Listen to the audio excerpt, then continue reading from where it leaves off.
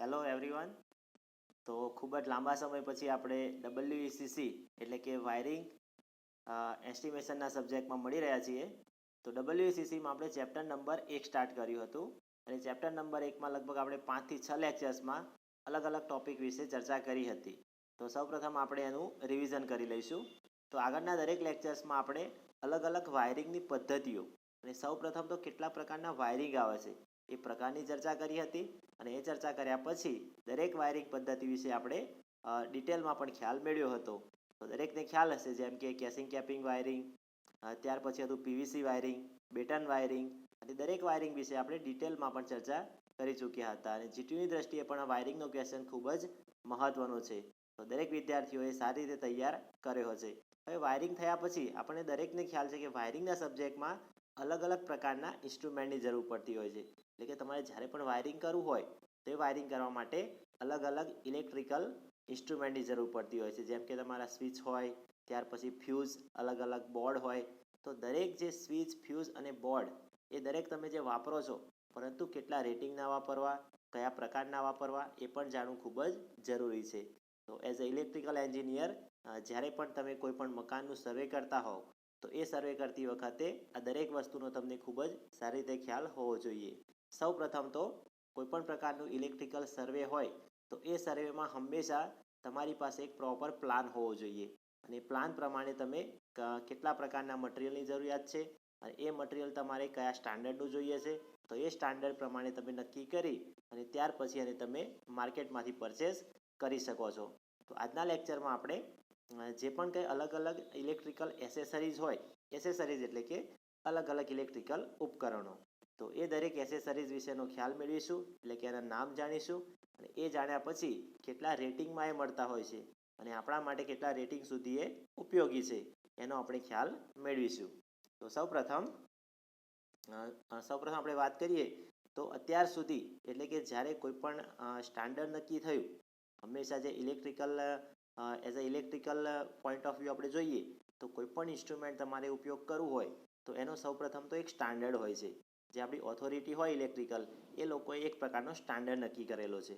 પરંતુ એ સ્ટાન્ડર્ડ નક્કી કર્યો એના પહેલાં જે ઉપકરણ વપરાતા હતા એ ઉપકરણ કંઈક 5, 10 અને 30 એમ્પિયર એ રેન્જમાં ઉપલબ્ધ હતા અને 250 વોલ્ટ સુધીના હતા.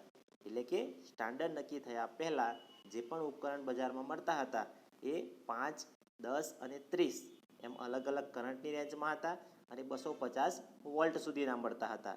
પરંતુ આપણો જે ઇન્ડિયન સ્ટાન્ડર્ડ નક્કી થયો ઇલેક્ટ્રિસિટી માટે, એ સ્ટાન્ડર્ડ નક્કી થયા પછી જે પણ કંઈ ઉપકરણ હવે મળે છે એ ઉપકરણ તમને 6, 16 અને 32 એમ્પિયરની રેન્જમાં મળે છે. એટલે કોઈ પણ કરંટનું ઇક્વિપમેન્ટ હોય એ તમને 6 એમ્પિયર, 16 એમ્પિયર અને 32 એમ્પિયર એમ અલગ અલગ રેન્જમાં મળતું હોય છે અને 240 વોલ્ટ સુધીના ઇન્સ્ટ્રુમેન્ટ મળતા હોય છે. આપણે દરેકને ખ્યાલ છે કે જે સિંગલ વોલ્ટ હોય, સિંગલ ફેઝ પાવર સપ્લાય હોય, એ સપ્લાય હંમેશા 230 વોલ્ટ હોય છે. એટલે કે 230 થી 250 સુધી નિયરલી આવતો હોય છે. હવે ત્યાર પછી જે પણ કંઈ ઇલેક્ટ્રિકલ એસેસરીઝ હોય એ એસેસરીઝનું વર્ગીકરણ કરવામાં આવે છે. તો એ વર્ગીકરણ કુલ 2 રીતે થતું હોય.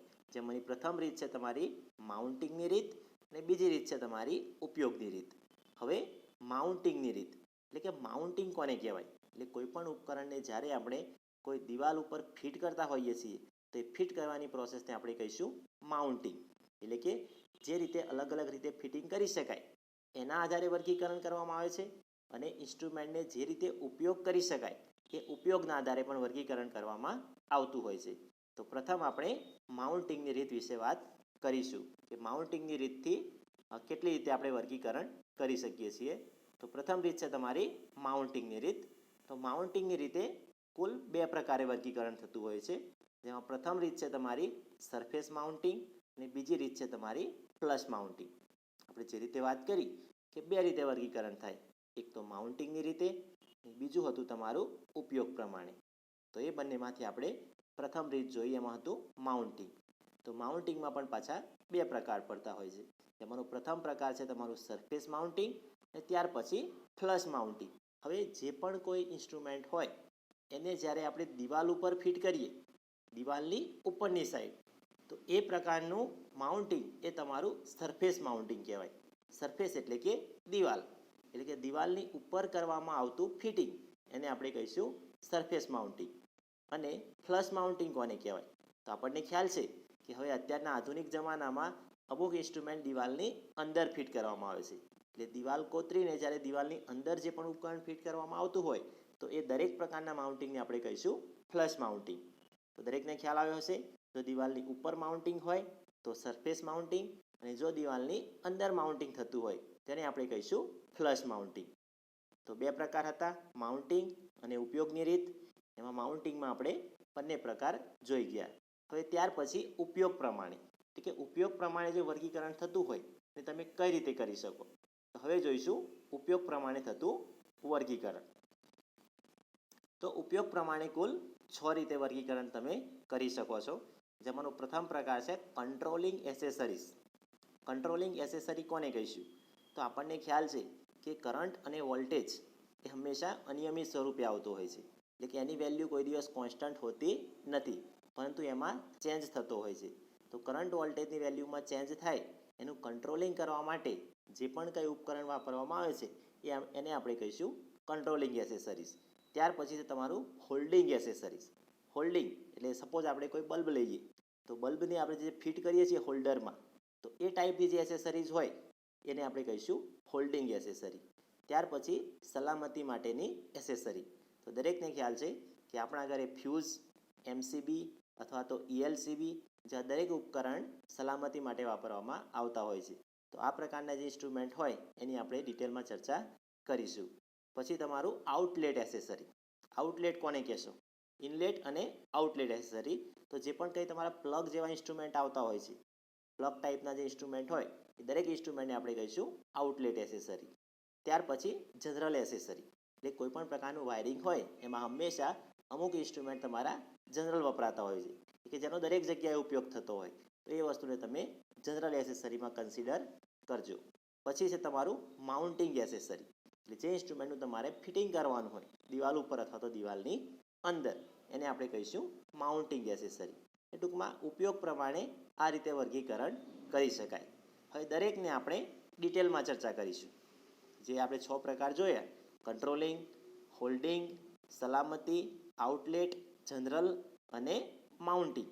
હવે આ દરેક 6 પ્રકારની આપણે ડિટેલમાં વાત કરીશું. એટલે કે કંટ્રોલિંગ હોય તો કંટ્રોલિંગમાં શું વાપરી શકાય, સલામતી હોય તો સલામતીમાં શું વાપરી શકાય, હોલ્ડિંગ હોય તો હોલ્ડિંગમાં શું વાપરી શકાય, દરેકને આપણે સ્ટેપ બાય સ્ટેપ જોઈશું. તો પ્રથમ આપણે વાત કરીશું કંટ્રોલિંગ પ્રકારની એસેસરી, કે કોઈ પણ પ્રકારનું તમારું વાયરિંગ હોય તો એ વાયરિંગમાં કંટ્રોલિંગ કરવા માટે કયા કયા પ્રકારની એસેસરીઝનો ઉપયોગ થતો હોય છે.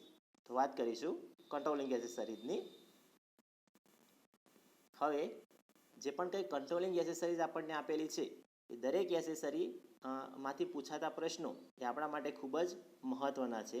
GTUના પેપર ફોર્મેટમાં જે પણ તમારા 2 માર્ક્સના ક્વેશ્ચન પૂછાય છે એ 2 માર્ક્સના ક્વેશ્ચનમાં કંટ્રોલિંગ એસેસરીનો ક્વેશ્ચન ખૂબ જ અગત્યનો છે. હવે કઈ રીતે પૂછી શકાય? તો અહીંયા તમને અલગ અલગ કંટ્રોલિંગ એસેસરીઝ આપેલી છે, જેમ કે single pole 1 way switch, single pole 2 way switch, intermediate switch, push button switch, pull switch, double pole switch અને ટ્રિપલ પોલ સ્વિચ. તો દરેક જે અલગ અલગ તમને સ્વિચ આપેલી છે તો એ સ્વિચના તમને સ્પેસિફિકેશન એટલે કે રેટિંગ, એ રેટિંગ લખવાનો પ્રશ્ન તમને 2 માર્કમાં પૂછી શકે છે. લગભગ મોસ્ટલી પેપરમાં કંટ્રોલિંગ એસેસરીઝમાંથી 1 અથવા 2 ક્વેશ્ચન 2 માર્કમાં પૂછાય જ છે. તો આપણને જે દરેક સ્વિચ આપેલી છે એ દરેક સ્વિચનું કાર્ય અને દરેક સ્વિચનું રેટિંગ એ બંને યાદ હોવા જોઈએ. તો આપણે વાત કરીશું પ્રથમ સિંગલ પોલ 1 વે સ્વિચ. પ્રથમ છે તમારી સિંગલ પોલ 1 વે સ્વિચ. તો બધાને ખ્યાલ છે કે સિંગલ પોલ અને 1 વે સ્વિચ. 1 વે સ્વિચ કોને કહેવાય? કે જે સ્વિચનું ઓપરેશન કોઈ પણ એક જ જગ્યાએથી કરી શકાય. એટલે કે આપણા ઘરમાં જે સ્વિચ હોય એ સ્વિચને જ્યારે આપણે ઓન કરીએ તો પંખો ચાલુ થાય, અને સ્વિચને ઓફ કરીએ તો પંખો બંધ થાય. તો એને આપણે કહીશું 1 વે સ્વિચ. અને સિંગલ પોલ એટલે જે સ્વિચમાં માત્ર 2 કોન્ટેક હોય, એક ઓન અને બીજો ઓફ. તો જે સ્વિચમાં માત્ર 2 કોન્ટેક હોય અને એ સ્વિચનું ઓપરેશન અથવા તો કોઈ પણ ઉપકરણનું ઓપરેશન માત્ર એક જ જગ્યાએથી કરી શકાય, તો એ સ્વિચને આપણે કહીશું single pole one way switch. અને જે પણ તમારી single pole one way switch હોય એનું રેટિંગ કેટલું હોય છે? તો 5 એમ્પિયર સુધીના રેટિંગમાં મળે છે. સિંગલ પોલ સ્વિચ હોય એ 5 એમ્પિયર સુધીના રેટિંગમાં મળતી હોય છે. અને જો ડોમેસ્ટિક પર્પઝ માટે તમારે ઉપયોગ કરવો હોય તો 15 એમ્પિયર સુધીના રેટિંગમાં પણ એ મળતી હોય છે. તો એ ખૂબ જ અગત્યનું છે કે સિંગલ પોલ સ્વિચ એ કઈ જગ્યાએ વપરાય છે? તો આપણા રહેણાંક મકાનમાં વપરાય છે. અને એનું રેટિંગ કેટલું હોય છે? તો 5 એમ્પિયર. ડોમેસ્ટિક પર્પઝ માટે જો ઉપયોગ કરવો હોય તો એનું રેટિંગ હોય છે 15 એમ્પિયર. ત્યાર પછી સિંગલ પોલ પરંતુ two way switch. Single pole two way switch એની આપણે વાત કરીશું. Single pole two way switch. તો આપણને ખ્યાલ છે કે ઘણી વખત આપણે દાદર વાયરિંગ વિશે ચર્ચા કરી હશે. દાદર વાયરિંગ અથવા તો ગોડાઉન વાયરિંગ. તો આ પ્રકારના જે વાયરિંગ હોય એ વાયરિંગમાં આ પ્રકારની સ્વિચનો ઉપયોગ થતો હોય છે. દાદર વાયરિંગ એટલે કે સીડીનું વાયરિંગ. જે વાયરિંગમાં જનરલી શું હોય કે જ્યારે તમે સીડી ચડતા હો એ વખતે તમે સ્વિચ ઓન કરો છો અને સીડી ચડ્યા પછી જ્યારે તમે ઉપર પહોંચો તો ત્યાંથી તમે સ્વિચ ઓફ કરી અને એ બલ્બને તમે બંધ કરી શકો છો. એટલે કે એક જ બલ્બનું તમે બે સ્વિચની મદદથી ઓપરેશન કરી શકો છો. આગળ શું હતું? કોઈ પણ એક જ ઉપકરણ હોય તો એનું માત્ર એક જ સ્વિચથી ઓપરેશન થતું હતું. એને આપણે કહેતા હતા single pole one way switch. પરંતુ અહીંયા શું થાય છે? કોઈ પણ ઉપકરણ હોય તો એ ઉપકરણનું બે સ્વિચની મદદથી પણ તમે ઓપરેશન કરી શકો છો. એટલે એને કહીશું આપણે single pole two way switch. અને એનો ઉપયોગ તમે દાદર વાયરિંગમાં કરી શકો છો. હવે આ પ્રકારની સ્વિચમાં રચના કયા પ્રકારની હોય છે? તો એમાં ટોટલ 3 કોન્ટેક્ટ હોય છે. જે આગળની સ્વિચ હતી એમાં ટોટલ 2 કોન્ટેક્ટ હતા, જ્યારે આ સ્વિચમાં ટોટલ 3 કોન્ટેક્ટ હોય છે. એમાંનો એક કોન્ટેક્ટ તમારો કોમન હોય છે. એટલે એ જે કોમન કોન્ટેક્ટ હોય એ કોન્ટેક્ટને બંને સ્વિચ સાથે કનેક્ટ કરેલો હોય છે, જેની મદદથી તમે ટુ વે એટલે કે બંને ડાયરેક્શનમાં ઓપરેશન કરી શકો છો. હવે ત્યાર પછી આપણે એનું રેટિંગ જોઈશું કે એનું જે રેટિંગ હોય single pole two way switch, તો એનું રેટિંગ પણ વન વે સ્વિચની રેન્જમાં જ હોય છે. એટલે કે 5 એમ્પિયર અને 15 એમ્પિયર સુધીની રેન્જમાં તમે એને વાપરી શકો છો. ત્યાર પછી ઇન્ટરમીડિયેટ સ્વિચ. ત્રીજો પ્રકાર છે ઇન્ટરમીડિયેટ સ્વિચ. હવે ઇન્ટરમીડિયેટમાં શું હોય છે? તો ઇન્ટરમીડિયેટ સ્વિચમાં આપણે જે રીતે વાત કરી કે કોઈ પણ ઉપકરણ હોય એને તમે એક સ્વિચ અથવા તો બે સ્વિચથી ઓપરેટ કરી શકો છો. પરંતુ ઇન્ટરમીડિયેટ સ્વિચમાં શું હોય છે? કોઈ પણ એક ઉપકરણ હોય એ ઉપકરણને તમે બે કરતાં વધારે સ્વિચથી પણ તમે ઓપરેટ કરી શકો છો. તો એ સ્વિચને તમે કહેશો ઇન્ટરમીડિયેટ સ્વિચ. અને એમાં ટોટલ 4 ટર્મિનલ હોય છે. આગળ જે વાત કરી હતી એમાં 2 અથવા 3 ટર્મિનલ હતા, પરંતુ ઇન્ટરમીડિયેટ સ્વિચમાં કુલ 4 ટર્મિનલ હોય છે. અને આ પ્રકારની ઇન્ટરમીડિયેટ સ્વિચ એ તમે કોઈ પણ ઉપકરણને જ્યારે 2 કરતાં વધારે સ્વિચથી ઓપરેટ કરવું હોય તેવા સંજોગોમાં તમે ઇન્ટરમીડિયેટ સ્વિચને વાપરી શકો છો. અને ખાસ કરીને ગોડાઉન વાયરિંગમાં આ પ્રકારની સ્વિચનો ઉપયોગ વધુ થતો હોય છે. હવે ત્યાર પછી જોઈશું આપણે પુશ બટન. હવે પુશ બટન કોને કહેશું? પુશ બટન તો આપણને ખ્યાલ છે કે જ્યારે આપણે કોઈના ઘરે જતા હોઈએ એ વખતે આપણે ડોરબેલ જોયો હશે. તો એ ડોરબેલમાં આપણે બટન પુશ કરવાથી ડોર ઓપન થાય છે અને પાછું ખેંચી લેવાથી એનું જે એલાર્મ હોય એલાર્મ બંધ થતું હોય છે. તો પુશ બટનમાં કયા પ્રકારની મિકેનિઝમ હોય? તો પુશ બટનમાં એક સ્પ્રિંગ પ્રકારનો કોન્ટેક્ટ હોય છે. એટલે જ્યારે તમે બટન દબાવો છો એ વખતે કોન્ટેક્ટ ટચ થવાથી એ ઓપરેટ થાય છે. અને જ્યારે તમે બટન પાછું ખેંચો છો તો એ વખતે સ્પ્રિંગનો કોન્ટેક્ટ છૂટો પડવાથી તેનું ઓપરેશન સ્ટોપ થતું હોય છે.